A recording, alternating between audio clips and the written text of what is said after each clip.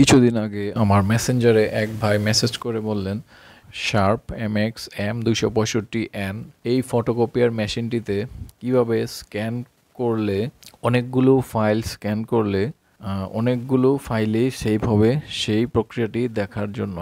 তো আজকে আপনাদেরকে দেখাবো এই শার্প ফটোকপিয়ারে কিভাবে মাল্টিপল পেজ স্ক্যান করলে মাল্টিপল ফাইলই আউটপুট পাবেন সেটি আজকে আপনাদেরকে দেখিয়ে দিব।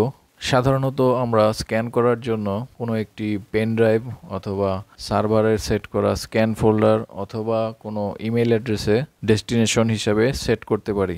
আজকে আমি সার্ভারে স্ক্যান ফোল্ডারে কিভাবে মাল্টিপল ফাইলস মাল্টিপল আউটপুট দেবে সেটা আপনাদেরকে দেখিয়ে দেব। তো প্রথমে আমরা ফটোকপিয়ারের মনিটরে চলে যাব। মনিটরে এখানে প্রেস করব ইমেজ স্ক্যান, তারপর এখান থেকে ডেস্টিনেশন সিলেক্ট করব, স্ক্যান ফাইলস ফোল্ডার অর্থাৎ আমার সার্ভারে গিয়ে সেভ হবে। তারপরে আমার মাল্টিপল পেজগুলো উপরের ট্রেতে রাখবো। এখন যেহেতু আমি মাল্টিপল পেজ স্ক্যান করব সেহেতু সেই অপশনটিকে অন করে দিতে হবে যেন মাল্টিপল পেজ মাল্টিপল ফাইলেই সেভ হয়। এখান থেকে আমরা প্রেস করব ফাইল ফরম্যাট, তারপর এরকম একটি উইন্ডো আসবে, select A file format to apply to all scan destinations.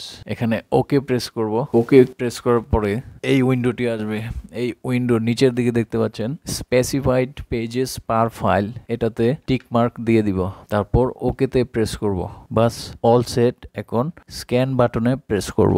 Scan বা স্টার্ট বাটন যেটাকে যে যাই বলি না কেন, দেখুন একটি একটি করে পেজ স্ক্যান হচ্ছে। এখন আমরা আউটপুটটাও দেখতে পাচ্ছি, এখানে প্রতিটি পেজের জন্য একটি করে ফাইল এখানে সেভ হচ্ছে। তো এইভাবে আমরা খুবই সহজে শার্প এই ফটোকপিয়ারে মাল্টিপল পেজ স্ক্যান করে মাল্টিপল ফাইলে রূপান্তরিত করতে পারি।